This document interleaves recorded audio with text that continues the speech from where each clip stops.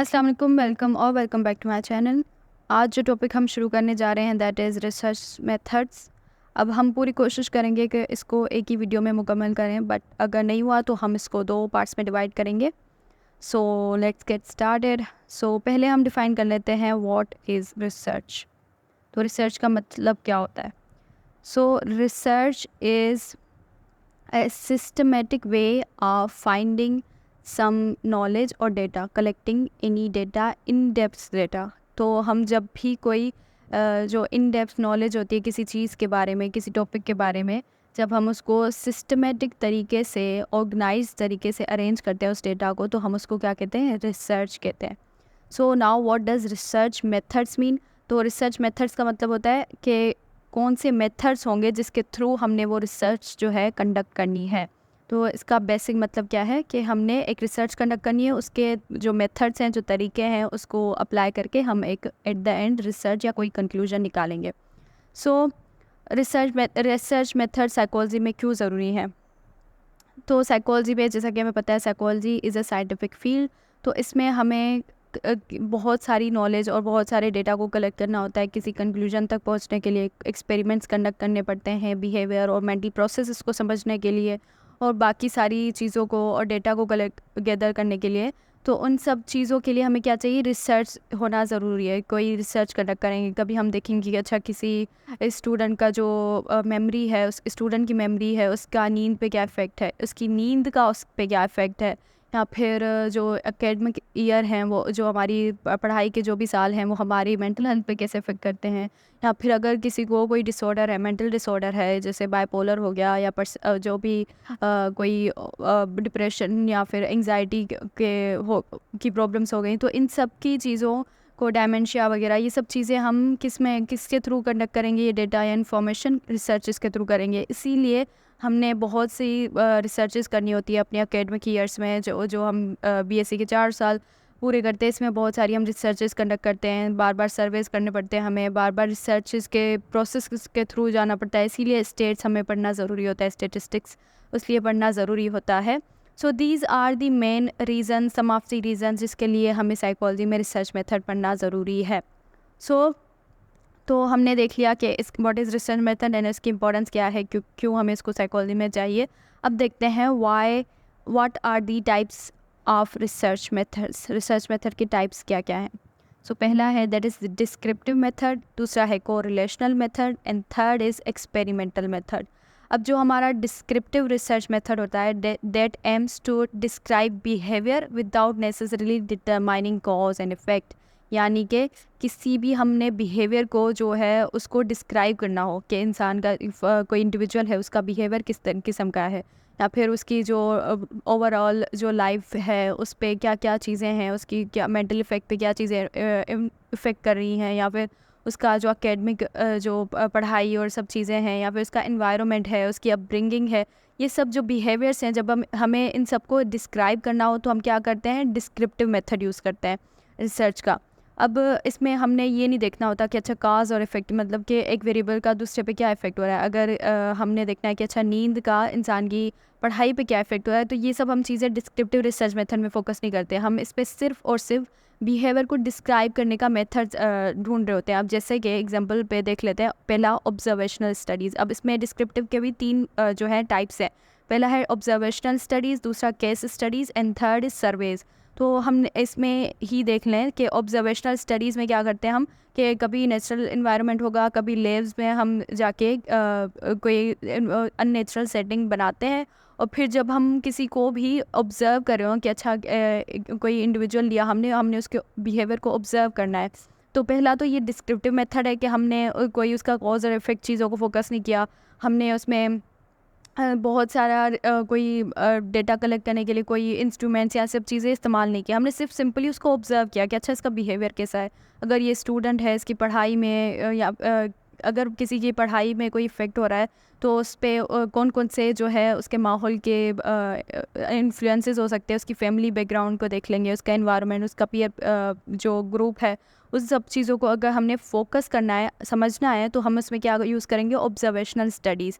तो फिर हम ऑब्जर्वेशनल स्टडीज़ में 2 मेथड्स यूज़ कर सकते हैं फर्दर। एक तो नेचुरल एनवायरनमेंट हो के कोई नॉर्मल अपनी नॉर्मल रूटीन में जा रहा है, आप उसको बैठ के दूर से ऑब्जर्व कर रहे हो, और लेकिन आपको इन चीज़ों का ख्याल रखना पड़ता है कि जो इंडिविजुअल है उसकी प्राइवेसी, उसकी जो जो बेसिक ह्यूमन राइट्स है उस पर कोई भी उसको तकलीफ़ या उस पर कोई इन्वेड ना हो, उसकी कोई भी मतलब उसकी प्राइवेसी पे कोई अटैक ना हो।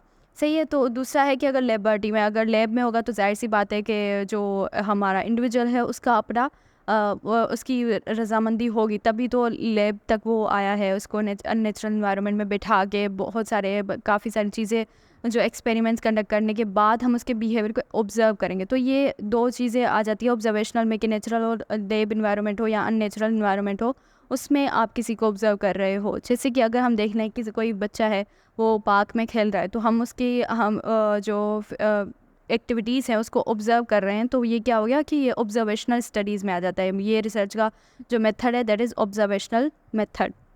उसके बाद आता है केस स्टडी।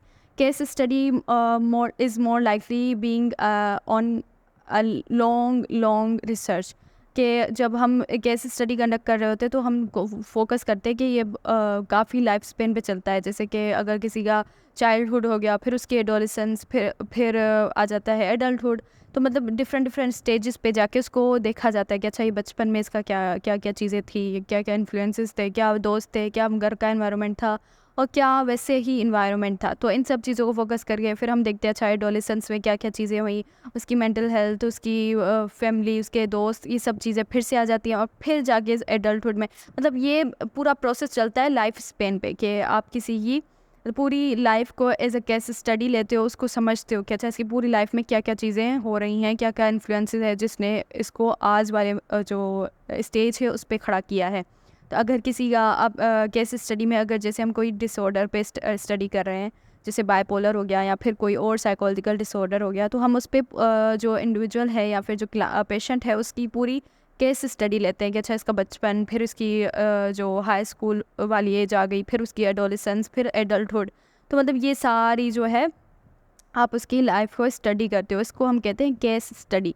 उसके बाद आ जाता है सर्वेज। सर्वेज में क्या होता है कि आप सर्वे कंडक्ट करते हो, जैसे हमने कॉलेजेस और डिफरेंट इंस्टीट्यूट्स में देखा होगा कि आपके पास कोई क्वेश्चनर आता है कि आप ये क्वेश्चंस पूछे जाते हैं आपसे, और फिर पूछा जाता है कि आपको क्या लगता है, आपका क्या ओपिनियन है, आप अपने बारे में अपनी सिचुएशन को कैसे एक्सप्लेन करोगे। जैसे कई बार गूगल एड्स में या फिर यूट्यूब एड्स में आ जाता है कि आपको ये एड आपसे रिलेवेंट लगी कि नहीं लगी, तो ये क्या होता है, ये सर्वे होता है। और या फिर यूनिवर्सिटीज़ में देखा होगा आपने कि वो जो पूछा जाता है कि अच्छा सोशल मीडिया का हमारी मेंटल हेल्थ पे क्या इफेक्ट है, ये सब जो क्वेश्चनर्स दिए जाते हैं ये किस लिए होते हैं, सर्वे कंडक्ट करने के लिए, कि अच्छा एट द एंड हमारे पास डेटा आ जाए और फिर उसको हम एनालाइज करके कोई कंक्लूजन निकालें। तो ये डिस्क्रिप्टिव मेथड का, रिसर्च मेथड का थर्ड प्रोसेस है। 3 हमने देख लिया, observational, case study and survey studies.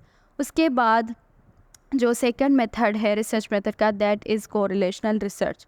अब कोरिलेशनल रिसर्च में क्या होता है, we examine the relationship between 2 variables, यानी कि हमारे पास 2 वेरिएबल्स होंगे। पहला होगा इंडिपेंडेंट वेरिएबल और फिर होगा डिपेंडेंट वेरिएबल। अब डिपेंडेंट और इंडिपेंडेंट का मतलब क्या है, इंडिपेंडेंट वेरिएबल जिसको हम कोई छेड़खानी नहीं करें, वो मतलब अगर उस पर कोई उसका हमारा इंडिपेंडेंट पे कोई प्राइमरी फोकस नहीं है, हमारा फोकस है डिपेंडेंट वेरिएबल पे, यानी कि कोई भी जिसको हम इन्फ्लुएंस कर सकते हैं, जिसका चेंजेस हमने देखने हैं, जिस चीज़ का हमने जिस पे जो चेंजेस हो रहे हैं उसको हमने मेजर करना है, उसको हम कहेंगे डिपेंडेंट वेरिएबल। इंडिपेंडेंट वेरिएबल वो होगा जिसको हमने आज़ाद छोड़ा हुआ है, यानी कि इंडिपेंडेंट है, बिल्कुल आज़ाद। तो अब इंडिपेंडेंट वेरिएबल का को हम इस मेथड में कैसे यूज़ करते हैं कि जब इंडिपेंडेंट वेरिएबल होता है उसको हम मैनिपुलेट करते हैं, और जो फिर उसका देखते हैं कि अच्छा इंडिपेंडेंट को मैनिपुलेट या चेंज करने के बाद डिपेंडेंट पे उसका क्या इन्फ्लुएंस हो रहा है।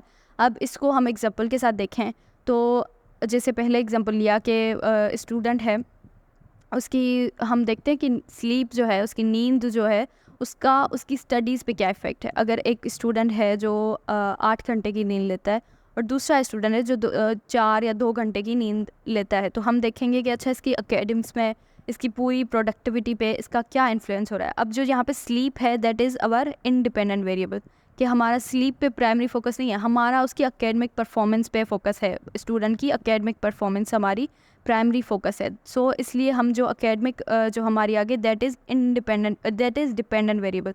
अब जब हम इंडिपेंडेंट यानी कि स्लीप को चेंज करेंगे 4 घंटे, 3 घंटे, 2 घंटे, तो उसका हम इफ़ेक्ट देखेंगे किस पे, एकेडमिक परफॉर्मेंस पे। तो हम एकेडमिक परफॉर्मेंस हमारी क्या हो गई यहाँ पे, डिपेंडेंट वेरिएबल।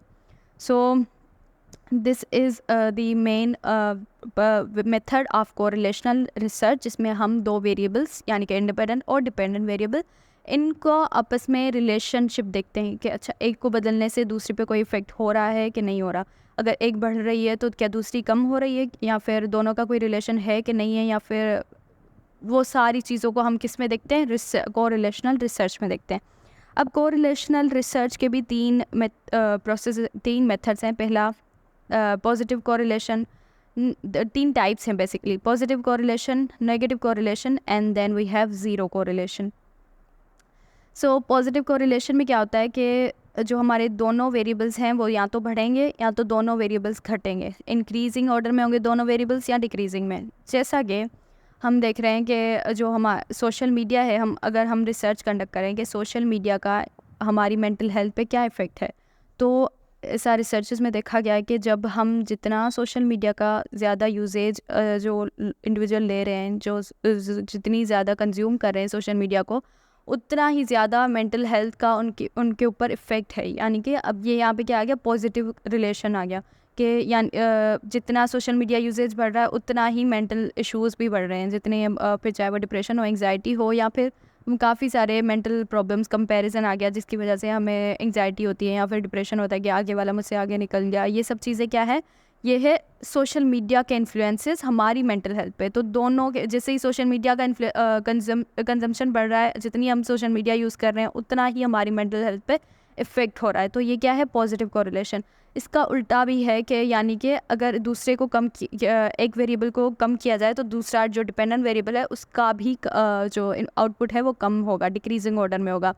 जैसा कि अगर हमने सोशल मीडिया की बात की, तो अगर हम सोशल मीडिया का यूजेज कम कर लें, बिल्कुल घटा दें, और फिर देखें कि अच्छा हमारी मेंटल हेल्थ जो है वो बेटर हो रही है कि नहीं हो रही, तो काफ़ी सारी रिसर्चेस कंडक्ट की गई हैं जिसमें पता चलता है कि हमारी सोशल मीडिया हमारी मेंटल हेल्थ को जैसा कि इफ़ेक्ट करती है, तो अगर जितना ही हम उसको कम यूज़ करेंगे तो हमारी मेंटल हेल्थ भी बेटर होती है। हम ज़्यादा लाइफ से कनेक्ट कर पाते हैं, या जो हमारी हम देख पाते हैं कि हमारी प्रायोरिटीज़ क्या हैं, हमारी प्राइमरी और सेकेंडरी प्रायोरिटीज़ क्या हैं। सो ये सब चीज़ें क्या हैं, ये हमारी मेंटल हेल्थ को इफ़ेक्ट कर रही हैं। तो पहला, अगर हम कोरिलेशनल रिसर्च करते हैं सोशल मीडिया और हमारी मेंटल हेल्थ के बारे में, तो कि हम फाइंड करें कि इन दोनों का रिलेशन है कि नहीं है, तो हमें ये तो पता चल गया कि अच्छा मेंटल हेल्थ और सोशल मीडिया का आपस में रिलेशन है। तो अब ये क्या हम देखेंगे, अच्छा पॉजिटिव रिलेशन है या नेगेटिव रिलेशन है। तो इसमें हमें पता चल गया ये पॉजिटिव रिलेशन है, यानी कि दोनों ही बढ़ रही हैं। अगर एक वेरिएबल को बढ़ा दे तो दूसरा भी बढ़ेगा, और दूसरे केस में अगर एक वेरिएबल को घटा दे तो दूसरा भी घटेगा। तो ये क्या हो गया, ये है पॉजिटिव कोरिलेशन। दूसरा है दैट इज़ नेगेटिव कोरिलेशन। अब नेगेटिव कोरिलेशन में क्या होगा कि हमारा एक वेरिएबल तो है जो वो बढ़ेगा और दूसरा वेरिएबल है वो हमारा घटेगा। तो अब इसमें इसका एग्जांपल क्या है कि जैसे हम जितनी क्वालिटी ऑफ स्लीप लेते हैं, जितनी अच्छी हमारी नींद होगी, उतना ही जो हमारा मेंटल स्ट्रेस है वो कम होगा। तो इसमें क्या हो रहा है, जितनी स्लीप जो एक वेरिएबल है वो बढ़ रहा है और जो हमारी जो स्ट्रेस का लेवल है वो कम हो रहा है। तो ये आपस में क्या हो गया, नेगेटिव रिलेशन, यानी कि एक का बढ़ना और दूसरे का घटना। तो इसको हम क्या कहते हैं, negative relation. Quality of sleep हमारी जितनी बढ़ेगी उतना स्ट्रेस हमारा कम होगा, और जितनी हमारे पास स्लीप की क्वालिटी वो कम होगी उतना ज़्यादा हमारा स्ट्रेस बढ़ेगा। तो हमारे यहाँ पे भी क्या है, कोई रिलेशन तो है, नींद और स्ट्रेस का आपस में रिलेशन है। अगर हमने रिसर्च करनी है कि स्ट्रेस और क्या नींद का कोई आपस में रिलेशन है, तो हमें पता चल गया कि हाँ जी बिल्कुल यहाँ पे रिलेशन तो है। तो क्या ये पॉजिटिव रिलेशन है कि नेगेटिव रिलेशन है, तो यहाँ पे ये नेगेटिव रिलेशन है, क्योंकि स्लीप की क्वालिटी बढ़ रही है जो कि हमारा इंडिपेंडेंट वेरिएबल होगा यहाँ पे, और जो स्ट्रेस लेवल है वो कम हो रहा है क्योंकि हमारे पास अच्छी नींद आ रही है। जितनी अच्छी नींद होगी उतना जो है स्ट्रेस होगा वो कम होगा। तो हमें इससे इस रिसर्च से ये आउटपुट आ सकता है और आएगा काफ़ी सारी रिसर्चेस में। उसके बाद है दैट इज़ ज़ीरो कोरिलेशन। अब ज़ीरो कोरिलेशन का मतलब होता है कि दोनों वेरिएबल्स का आपस में कोई रिलेशन ना हो। जैसा कि अगर हम देख लें कि अच्छा कोई नींद ले रहा है, जितनी ज़्यादा नींद ले रहा है, तो क्या हमारी नींद के लगने से क्या हमारी भूख का तो कोई ताल्लुक़ है कि हमें भूख ज़्यादा लगेगी जितनी घंटा नींद की, तो उसके बाद उठेंगे तो पता नहीं कितनी ज़्यादा भूख लग रही होगी। तो मतलब ये कोई सेंसिबल बात नहीं लगती कि नींद और अगर हम रिसर्च करें काफ़ी सारी वेरिएबल्स को मेजर करें तो शायद कोई रिलेशन निकल आए, बट अगर हम अपने सोच के हिसाब से प्रिडिक्ट कर ले पहले ही, तो हमें लगता है कि अच्छा नींद और भूख का ज़्यादा क्या ही ताल्लुक़ होगा। तो इसमें क्या है कि हमें पता चल रहा है ज़ीरो कोरिलेशन में कि दोनों वेरिएबल्स का आपस में कोई एज सच कोई रिलेशन नहीं है, तो इसको हम क्या कहते हैं, ज़ीरो कोरिलेशन। तो 3 हमने टाइप्स देख लिए कोरिलेशन के। पॉजिटिव कोरिलेशन जिसमें दोनों वेरिएबल्स या तो बढ़ेंगे या तो घटेंगे साथ में। नेगेटिव कोरिलेशन जिसमें एक वेरिएबल बढ़ रहा होगा दूसरा घट रहा होगा, इसको हम कहते हैं negative relation. And then we have zero correlation जिसमें कोई आपस में वेरिएबल्स का कोई रिलेशन नहीं होगा। अगर हम इन तीनों को ग्राफ्स में देखें तो जो पॉजिटिव कोरिलेशन है उसका ग्राफ इस तरीके से होगा कि वो अपवर्ड डायरेक्शन में जाएगा, उसकी लाइन जो है अपवर्ड डायरेक्शन में जाएगी। अगर नेगेटिव कोरिलेशन है तो उसका जो रिलेशन होगा दैट विल बी डाउनवर्ड्स, के इस तरीके से जो लाइन है वो नीचे जाएगी। इसको हम रिप्रेजेंट करते हैं नेगेटिव कोरिलेशन को, कि हमें जब बताना हो कि अच्छा पॉजिटिव रिलेशन कैसे है तो हम उसको ड्रॉ करेंगे और उसकी जो डायरेक्शन है वो अपवर्ड्स होगी। अगर नेगेटिव कोरिलेशन है तो लाइन की डायरेक्शन जो है नेगेटिव जो है वो डाउनवर्ड्स होगी। और फिर अगर हम देख रहे हैं कि ज़ीरो कोरिलेशन है तो बस वो सिर्फ एक स्ट्रेट लाइन होगी। ये रिप्रेजेंट करता है, स्ट्रेट लाइन रिप्रेजेंट करती है कि यहाँ पे कोई रिलेशन नहीं है आपस में दोनों वेरिएबल्स का। ठीक है, so the next topic is experimental research. अब जो है एक्सपेरिमेंटल रिसर्च, अब एक्सपेरिमेंटल रिसर्च में हम क्या करते हैं, हम देखते हैं कॉज एंड इफ़ेक्ट को। अब जैसे हमने कोरिलेशन की बात की, कोरिलेशन में बेसिक मैंने वैसे तो सारा एक्सप्लेन कर लिया, लेकिन जो कोरिलेशन में होगा that we have to see the relation between two variables. हमारा प्राइमरी फोकस जो होता है कि हम क्या देखते हैं कि दोनों वेरिएबल्स का आपस में कोई रिलेशन है कि नहीं है। उसके बाद जाके हम इस पर एक्सपेरिमेंट कंडक्ट करते हैं, फिर हम देखते हैं कि अच्छा वो रिलेशन जो है वो कैसे दूसरे को इन्फ्लुएंस कर रहा है, कि अगर एक इंडिपेंडेंट वेरिएबल है वो डिपेंडेंट वेरिएबल को कैसे इन्फ्लुएंस कर रहा है। तो अब जैसे हमने नींद और फिर उसकी एकेडमिक परफॉर्मेंस की बात कर ली, तो वहाँ पे रिलेशन था, हमने देखा कि रिलेशन है। फिर हमने देख ली क्वालिटी ऑफ स्लीप और स्ट्रेस की बात की, तो वो वहाँ पे भी कोई रिलेशन था। सोशल मीडिया और फिर मेंटल हेल्थ की बात की तो वहाँ पे भी रिलेशन था। तो हमने वो क्या फाइंड किया, वो कोरिलेशन के थ्रू हमने फाइंड किया कि अच्छा दोनों वेरिएबल्स का आपस में रिलेशन है। अब उस रिलेशन को हमने जो है एक्सप्लेन करने के लिए या फिर उसको पूरा कंक्लूजन तक पहुँचाने के लिए हमने कौन सा रिसर्च मेथड यूज़ करना है, दैट इज़ एक्सपेरिमेंटल रिसर्च। अब एक्सपेरिमेंटल रिसर्च में क्या करेंगे, जो हमारा था दो वेरिएबल्स से जो हमारे जिनको हमने देखा कि दोनों का रिलेशन है, उसमें एक था इंडिपेंडेंट वेरिएबल और दूसरा था डिपेंडेंट वेरिएबल। अब डिपेंडेंट और इंडिपेंडेंट को अब हम एक्सपेरिमेंट के थ्रू एक्सप्लेन करेंगे और उसका रिसर्च करेंगे उसके ऊपर कि अच्छा इंडिपेंडेंट वेरिएबल जो है हमारा वो कैसे डिपेंडेंट वेरिएबल को इन्फ्लुएंस कर रहा है। जब हम इंडिपेंडेंट को मैनिपुलेट कर रहे हैं, जब हम इंडिपेंडेंट को चेंज कर रहे हैं, तो हमारे डिपेंडेंट पे क्या असर हो रहा है, क्या इन्फ्लुएंस हो रहा है, वो हमें किससे पता चलता है, that is by experimental research. अब एक्सपेरिमेंटल रिसर्च में हमने 3 चीज़ों पर फोकस करना है, that is independent and dependent variable, और फिर आ जाता है कंट्रोल्ड एंड एक्सपेरिमेंटल ग्रुप। अब कंट्रोल ग्रुप क्या होगा, कंट्रोल ग्रुप जिसको हम कंट्रोल करेंगे, और एक्सपेरिमेंटल ग्रुप क्या होगा जिस पे एक्सपेरिमेंट कंडक्ट किया जाएगा। ठीक है, उसके बाद रैंडम असाइनमेंट, यानी कि किसी को भी असाइन कर लेना उस एक्सपेरिमेंट के लिए। ठीक है, अब इसको एग्जाम्पल के थ्रू देखते हैं कि हमने जो है, अब वैसे नींद की ज़्यादा एग्जांपल्स हो गई, बट फिर भी हम एक दूसरा देख लेते हैं एक्सपेरिमेंट, कि जब हम यहाँ पे हम रिसर्च कंडक्ट करें कि नींद जो है हमारी वो हमारी मेमोरी पे कैसे इन्फ्लुएंस करती है। तो हमारा क्या हमारा एक्सपेरिमेंट है to see the effects of sleep on memory. अब यहाँ पे जो हमारा इंडिपेंडेंट वेरिएबल होगा वो क्या होगा, आवर्स ऑफ स्लीप। हमारी जो नींद है वो इंडिपेंडेंट वेरिएबल होगी। हमारा प्राइमरी फोकस नींद नहीं है, हमारे प्राइमरी फोकस है दैट इज़ मेमोरी, कि अपने मेमोरी को देखना है कि मेमोरी पे क्या मेमोरी हमारी बढ़ रही है या फिर घट रही है, इसका जो रिलेशन है स्लीप के साथ वो है भी कि नहीं है, तो हम एक्सपेरिमेंट के थ्रू फर्दर डिफाइन करेंगे। सही है, तो हमारे यहाँ पे इंडिपेंडेंट वेरिएबल है दैट इज़ स्लीप। उसके बाद डिपेंडेंट वेरिएबल है हमारी मेमोरी परफॉर्मेंस, हमारी जो मेमोरी है that is our dependent variable. उसके बाद कंट्रोल ग्रुप क्या है, कंट्रोल ग्रुप जिसको हम कंट्रोल कर रहे हैं that is 8 hours of sleep, यानी कि हमने 8 घंटे की नींद पे, जो प्राइमरी नींद जो सफिशेंट नींद है that is 8 hours of sleep, हम उसको कंट्रोल करेंगे। एक्सपेरिमेंटल ग्रुप के लिए हम 4 घंटे की नींद उसको देंगे। हम चेक करेंगे अच्छा 4 घंटे की नींद किसी की मेमोरी पे इन्फ्लुएंस कर रही है कि नहीं कर रही।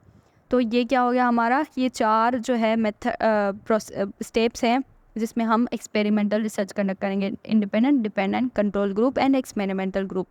तो अगेन अब हमने इस रिसर्च के थ्रू फाइंड करना है कि अच्छा जब हमने रिसर्च करेंगे, जब इसको प्रॉपर रिसर्च किया जाएगा, जब हम जो सब्जेक्ट होगा, जो सैम्पल्स लेंगे किसी भी पॉपुलेशन से, कुछ लोगों को हम लेंगे और फिर उन पे एक्सपेरिमेंट कंडक्ट होगा, जब हमको नींद और उनकी मेमोरी के जो इन्फ्लुएंसेस है वो उसको चेक करेंगे कि अच्छा किसी को 8 घंटे की नींद के बाद उसकी मेमोरी का क्या आउटकम आता है और फिर जिसकी 4 घंटे की नींद है उसकी मेमोरी पे क्या इफ़ेक्ट होता है। तो एंड में जो हमारे पास कंक्लूजन मिलेगा उसको हम एज जो स्टेटिकली हम स्टेटिस्टिक के थ्रू हम जाके उसको मेजर करेंगे और फिर उस डेटा को कलेक्ट करके इंटरप्रेट करेंगे। तो ये सब आगे का प्रोसेस है। इसमें हमने बस यहाँ पे ये देखना है कि हमने एक्सपेरिमेंटल रिसर्च कंडक्ट कैसे करनी है या फिर उसके जो मेन पॉइंट्स हैं वो क्या हैं, that is independent variable, control and experimental group and और फिर उसके बाद रैंडम असाइनमेंट जिसमें हम असाइन करते हैं।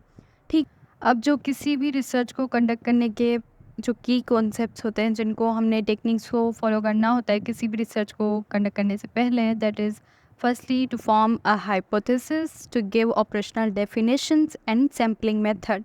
अब हाइपोथेसिस में क्या होता है, तो पहले कोई भी रिसर्च कंडक्ट करने से पहले हम प्रिडिक्ट करते हैं, कोई एजुकेशनल गेस देते हैं कि अच्छा ऐसा होगा, इस रिसर्च का जो कंक्लूजन है, जो एंड प्रोडक्ट है वो हमें क्या मिलेगा, वो हम क्या हाइपोथेसिस देते हैं कि hypothesis could be wrong could be right, जिसमें हम प्रिडिक्ट करें। ये हमारा पर्सनल ओपिनियन नहीं होता, ये प्रीवियस जो रिसर्चेज होती हैं उसके थ्रू हम कोई गेस देते हैं, एजुकेटेड गेस मारते हैं कि अच्छा ये सही है, ये ऐसा हो सकता है, इसका कंक्लूजन ये निकल सकता है।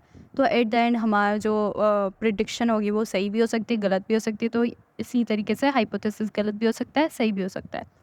उसके बाद जो है ऑपरेशनल डेफिनेशंस, यानी कि जब भी हम कोई रिसर्च कंडक्ट करेंगे उसके लिए हमने डिफ़ाइन करना होता है, प्रॉपर डेफिनेशंस देनी होती हैं कि अच्छा ये चीज़ हम इस पे स्टडी करने जा रहे हैं, ताकि जो हमारी आम लोग हैं या जिनके साथ हम पार्टिसिपेट कर रहे हैं उनको प्रॉपर समझा पाएँ कि हम क्या जो कंक्लूजन है, क्या मेजरमेंट्स हैं जिनको हम लेने की कोशिश कर रहे हैं। अब जैसे हमने स्लीप की बात कर ली, तो नींद की बात कर ली, मेमोरी पे, ये सब चीज़ें। तो अगर हम इस पे रिसर्च करने जा रहे हैं तो हम क्या करेंगे, एक ऑपरेशनल डेफिनेशन दे देंगे कि हमने मेजर करनी है स्लीप क्वालिटी, ठीक है, या फिर मेमोरी परफॉर्मेंस। इन दोनों में से कोई भी, अगर किसी पे भी हम रिसर्च कर रहे हैं तो हमने इनको प्रॉपर डेफिनेशन के थ्रू एक्सप्लेन करना है ताकि लोगों को समझ आ जाए कि हम क्या कोशिश करें, क्या कंक्लूजन निकालने की कोशिश करें।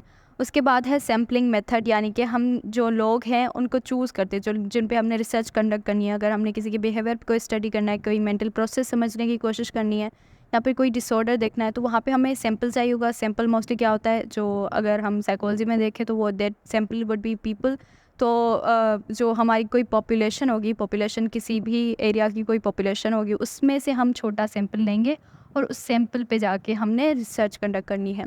अब यहाँ पे 3 टाइप्स ऑफ सैम्पलिंग आ जाती है, that is random sampling, stratified sampling and then convenient sampling. अब रैंडम सैम्पलिंग में क्या होता है कि जो पॉपुलेशन है उसके हर फर्द को इक्वल चांस मिलता है टू बी चूजन, यानी कि जब हम रैंडम सैम्पलिंग करेंगे, कोई पॉपुलेशन होगी उसमें से हमने एक सैंपल उठा लिया, तो वहाँ पे रैंडम सैम्पलिंग में किसी को भी, मतलब कोई भी होगा, उसको इक्वल बराबर चांस होगा कि अच्छा इनमें से कोई भी सिलेक्ट हो सकता है। तो ये क्या है, हमारी रैंडम सैम्पलिंग है। उसके बाद आ जाते हैं स्ट्रेटिफाइड सैम्पलिंग। उसमें क्या करते हैं, हम जो पॉपुलेशन है उसको 2 ग्रुप्स में डिवाइड कर लेते हैं और फिर हम जाके एक जो ग्रुप है उसमें से सैम्पलिंग करते हैं। तो ये क्या है, हमारी स्ट्रेटिफाइड सैम्पलिंग आ गई। उसके बाद that is convenience sampling. Convenience यानी कि जो लोग हमारे लिए इजी टू रीच हैं, जिनको पहुंचना, जिनसे बात करना हमारे लिए आसान है, कन्वीनियंट है, जिनको रिसर्च के लिए मनाना या फिर उनसे रब्ता करना, तो वो उसमें क्या आ जाता है, कन्वीनियंस सैम्पलिंग आ जाती है। जैसा कि अगर हम कोई सर्वे कंडक्ट कर रहे हैं तो हम मोस्टली कहाँ से करते हैं, अपने दोस्तों को कहते हैं कि अच्छा ये क्वेश्चनर हमारे लिए फिल कर दो, या फिर हम अपने ही क्लास फेलोज़ को कहते हैं कि अच्छा कर दो, या फिर अपने ही जो भी हमारे जिनके साथ कॉन्टैक्ट्स होते हैं, तो हम उन्हीं को जाके वो क्वेश्चनर्स देते हैं और उनको कहते हैं कि फिल कर दो, और फिर उनको कहते हैं आगे फैला दो। तो मतलब इस तरीके से क्या होता है, कन्वीनियंट सैम्पलिंग होती है कि जिनको हमारे लिए पहुंचना, जिनसे इजी टू रीच होता है, तो वो वहाँ से हम उसको सैम्पल लेके फिर रिसर्च कंडक्ट करते हैं। तो इसको कहते हैं हम कन्वीनियंट सैम्पलिंग। अब जब हमने रिसर्च कंडक्ट कर ली, हमने तीनों मेथड्स के थ्रू रिसर्च कंडक्ट की, हमने देखा डिस्क्रिप्टिव मेथड, फिर कोरिलेशन और फिर एक्सपेरिमेंटल। फिर हमने ये सारे प्रोसेस करने के बाद हमने हाइपोथेसिस, हमने कोई एक टॉपिक ले लिया, उस पर रिसर्च करनी, उस पर हमने हाइपोथेसिस बना लिया, फिर हमने सैम्पलिंग भी कर ली, हमने उसकी ऑपरेशनल डेफिनेशंस भी दे दी। अब हमारे पास आ गया डेटा, हमारे पास पूरी रिसर्च कंडक्ट हो गई। हमने देख लिया कि अच्छा स्लीप और जो मेमोरी है उसका आपस में कोई तो इफेक्ट है, हमने एक्सपेरिमेंट भी कंडक्ट कर लिया। अब हमारे पास एट द एंड आ गया एक रॉ डेटा, कि जिसमें हमारे पास, हमें पता नहीं है कि अच्छा इतने लोगों का डेटा आ गया है, अब हमने इसका क्या करना है। तो अब हम जो सेकेंड प्रोसेस है after conducting research, that is data collection and analysis. अब जो भी हमारे पास डेटा आ गया, अब उसको हम कलेक्ट करेंगे और फिर हम कोशिश करेंगे उसको एनालाइज करने की कि अच्छा इसको डेटा का जो इसका मतलब क्या है, इसको इंटरप्रेट कैसे करेंगे, इसको मेजर कैसे करेंगे। तो that comes into data collection and analysis. अब जब डेटा आ जाता है तो हम पहले सेल्फ रिपोर्ट बनाते हैं, उसकी रिपोर्ट जो है वो तैयार की जाती है कि हमारे पास ये डेटा आ चुका है। उसके बाद हम उसके मेजर्स लेते हैं, उस पर काफ़ी सारे स्टेटिस्टिकली जो मेजर्स होते हैं, जिसमें हम काफ़ी सारे मेथड्स यूज़ करते हैं उस डेटा को सिंप्लीफाई करने के लिए। तो वो हम मेजर्स लेते हैं, फिजियोलॉजिकल मेजर्स लेते हैं। फिर अब जो स्टेटिस्टिक आ जाता है उसमें दो किस्म का जो हम डेटा को डिस्क्राइब करते हैं, दो मेथड्स के थ्रू। पहला है डिस्क्रिप्टिव मेथड और फिर आता है इन्फ्रेंशियल मेथड। अब डिस्क्रिप्टिव में क्या होता है कि हम जो डेटा है हमारे पास उसको डिस्क्राइब करते हैं और फिर उसको समराइज़ कर लेते हैं। जो भी हमारे पास डेटा आया उसको हमने सिंपल तरीके से समराइज़ कर लिया, तो उसको हम किस में करते हैं, डिस्क्रिप्टिव मेथड में। अब जो डिस्क्रिप्टिव मेथड है उसमें हमारे काफ़ी सारे टेस्ट आ जाते हैं, जैसे मीन मीडियन फाइंड करके हम कोई कंक्लूजन एट द एंड, या फिर हम कोई एंड प्रोडक्ट को मेजर करने की, समराइज़ करने की कोशिश करते हैं। That is by mean median mode और स्टैंडर्ड डेविएशन। ये सब मेथड्स यूज़ करने के बाद हमारे पास डिस्क्रिप्टिव जो है स्टैटिस्टिकल एनालिसिस आ जाता है। उसके बाद there is inferential analysis. Inferential analysis में क्या होता है, जो हमारे पास डेटा है, हम उसकी प्रिडिक्शंस करते हैं कि अच्छा ये डेटा आ गया, अब इसके क्या क्या कंक्लूजन्स हो सकते हैं, और हम उसको कोशिश करते हैं अप्लाई करने की पॉपुलेशन पे। यानी कि पहले हमने सैंपल लिया, पॉपुलेशन से हमने सैंपल लिया, सैंपल से हमने डेटा रिसर्च की और उससे डेटा कलेक्ट किया। अब उस पूरे डेटा को, अब पूरी जो पॉपुलेशन है उस पर जनरलाइज करने की हम जो है कोशिश करते हैं, उसको प्रिडिक्ट करते हैं कि अच्छा ये हो सकता है, बाकी सब पे भी ये अप्लाई हो सकता है। अगर हमने 10 स्टूडेंट पे रिसर्च की कि उनकी एकेडमिक जो परफॉर्मेंस है उसका इस स्लीप से कोई ताल्लुक है, जो हमारी नींद है उन क्वालिटी ऑफ स्लीप से कोई ना कोई ताल्लुक है, हमने ये रिसर्च कंडक्ट कर ली। अब हमने 10 स्टूडेंट्स को देख लिया, उसके 10 स्टूडेंट्स के हमारे पास डेटा आ गए। तो अब जब डेटा आया तो हम क्या कोशिश करेंगे, पूरी की पूरी क्लास पे, या फिर अगर 10 तो नहीं, मोस्टली इससे ज़्यादा ही पे रिसर्च की जाएगी। तो हम देखेंगे कि अच्छा हमारे पास जो इन सैम्पल्स को स्टडी करने के बाद जो डेटा आया है उसको हम बाकी स्टूडेंट्स पे भी अप्लाई कर सकते हैं कि अच्छा नींद की क्वालिटी जो है वो इफ़ेक्ट करती है आपकी परफॉर्मेंस को, आपकी जो प्रोडक्टिविटी है, आपकी एकेडमिक परफॉर्मेंस है, उसको आपकी स्लीप जो है बिल्कुल वो करती है, इफ़ेक्ट करती है। तो ये क्या है, हमारे पास जनरलाइज करने का मेथड आ जाता है डेटा कलेक्ट करने के बाद। तो हमने दो मेथड्स देख लिए स्टैटिकल एनालिसिस के। पहला है डिस्क्रिप्टिव मेथड जिसमें हम समराइज़ करते हैं पूरी डेटा को, और इन्फ्रेंशियल मेथड जिसमें हम प्रिडिक्शंस फॉर्म करते हैं कि अच्छा ये प्रिडिक्शन ये हो सकता है, इसका कंक्लूजन ये निकल सकता है। Again prediction could be right, could be wrong, तो ये बाद में ही कंक्लूजन निकलने के बाद ही, मेजरमेंट्स लेने के बाद ही पता चलता है। और फिर उसके बाद हम जो सैम्पल्स है उसको पूरा का पूरा पॉपुलेशन पे कोशिश करते हैं कि उसको अप्लाई कर सकें। अब हमने डिस्क्रिप्टिव में देख लिया कि mean median mode standard deviation के थ्रू हम समराइज़ करते हैं डेटा को। इन्फ्रेंशियल में जो टेस्ट यूज़ किए जाते हैं, that is T test, G test, ANOVA test. इन टेस्ट को हम स्टैटिक्स में देखते हैं और फिर कोशिश करेंगे कि इसको पढ़ें। बट फिर अभी के लिए इसके सिर्फ नाम याद कर लें कि जो इन्फ्रेंशियल में आ जाते हैं स्टैटिक्स में, there is T test, G test, ANOVA test, और भी काफ़ी टेस्ट हैं वो हम बाद में देखेंगे। ठीक है, अब जब हमने दोनों स्टैटिकल एनालिसिस कर लिए, अब क्या करेंगे, हमारे पास कोई ना कोई रिज़ल्ट आ गया, हमने स्टैटिकल मेजरमेंट्स ले लिए, अब हमारे पास उस रो डेटा का भी एक रिज़ल्ट आ गया, तो अब हम करेंगे उसको सिग्निफाई करके उसको अंडरस्टैंड करेंगे। अब हमने रिसर्च कंडक्ट कर ली, उसके एनालिसिस भी कर लिया, हमारे पास रिज़ल्ट भी आ गया, कंक्लूजन भी आ गया। अब हम देखते हैं कि इसके रियल वर्ल्ड एप्लीकेशंस क्या हैं, कि हमारा पहले हमने देखा कि अच्छा इसकी इंपॉर्टेंस क्या है साइकोलॉजी में, बट अब हम साइकोलॉजी में भी कौन कौन से एरियाज़ में रिसर्चेस को यूज़ करते हैं। That is these research methods are use in clinical and cognitive and development psychology. Mostly ये तीन जो है एरियाज़, इसमें हमारी रिसर्चेस यूज़ होती हैं। पहला क्लिनिक में, दूसरी कोग्निटिव साइकोलॉजी में, दूसरा डेवलपमेंट साइकोलॉजी में। क्लिनिक में हम जब किसी का जब कोई पेशेंट होगा, उसके जो डिसऑर्डर्स हैं उनको स्टडी करने के लिए हमें रिसर्चेस की ज़रूरत होती है, तो क्लिनिकल में लाजमी हमें रिसर्चेस कंडक्ट करनी पड़ती हैं। कोग्निटिव में यानी कि हायर मेंटल प्रोसेसेस को समझने के लिए, और फिर डेवलपमेंटल जो साइकोलॉजी है इसमें क्या, हम जब डिफरेंट डेवलपमेंट स्टेजेस पे जाते हैं तो हमारे पूरी साइकोलॉजिकल जो डेवलपमेंट हो रही है वहाँ पे क्या क्या इफ़ेक्ट हो सकते हैं, क्या चीज़ें हैं जो इन्फ्लुएंस करेंगी, क्या नहीं करेंगी, वो सब चीज़ें हम किस में देखते हैं, डेवलपमेंट साइकोलॉजी में देखते हैं। अब उसके बाद हमने एट द एंड हमने पूरी रिसर्च कंडक्ट कर ली, और हमारा यहाँ पे रिसर्च मेथड का टॉपिक जो है वो कवर हो चुका है। अब हम इसको समराइज़ कर लेते हैं कि अभी तक हमने क्या क्या पढ़ा और क्या क्या चीज़ें हमने एक्सप्लोर की हैं। पहले हमने देखा व्हाट इज़ रिसर्च मेथड, उसकी साइकोलॉजी में क्या क्या इंपॉर्टेंस है, why we conduct researches in psychology, और फिर हमने देखा कि रिसर्च के जो मेथड्स हैं वो कौन कौन से हैं। That is descriptive, correlational and experimental.